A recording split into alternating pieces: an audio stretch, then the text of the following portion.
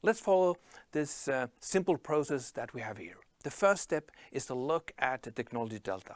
What's really new with this technology? What is it doing? And then from there, we move on to the needs. What needs can this be expected to drive? Once we have figured out what needs that might be, then we can look at the business roles. What new or existing roles will meet those needs? And once we have the roles, we can construct the value network. Let's take an example. Let's look at the self-driving car again.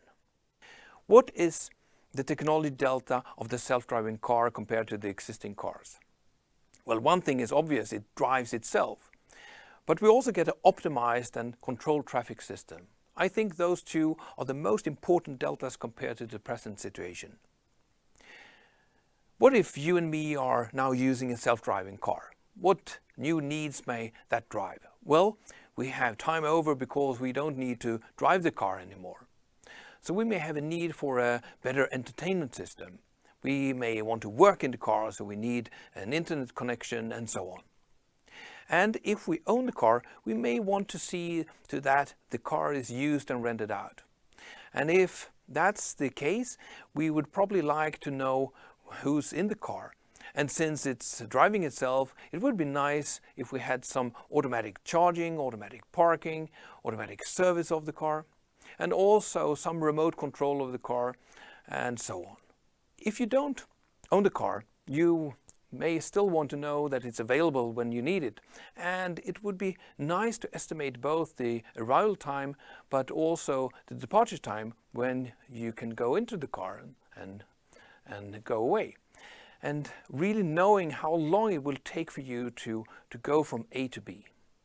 And if you think it takes too long, maybe you would like to buy priority in the traffic, for instance.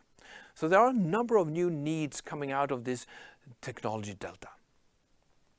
What roles could then meet these needs? Well, of course, someone has to produce the car, the self-driving car, but except for that, we may have a need for entertainment platforms.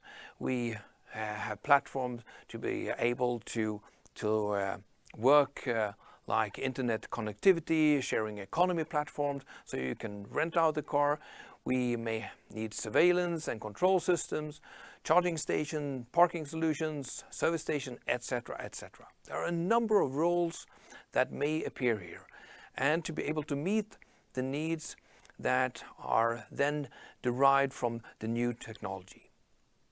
Based on these roles, a value network may be predicted.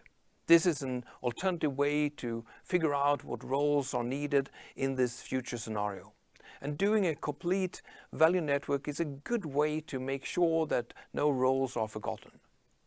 By illustrating the value network, the relationship between the different roles may become visible, and it may be easier to understand the importance of the strategic value of a specific role, how roles depend on each other, and also what roles that need to partner up or even be merged. You have to find yourself in the future value network to still be in business. Do you?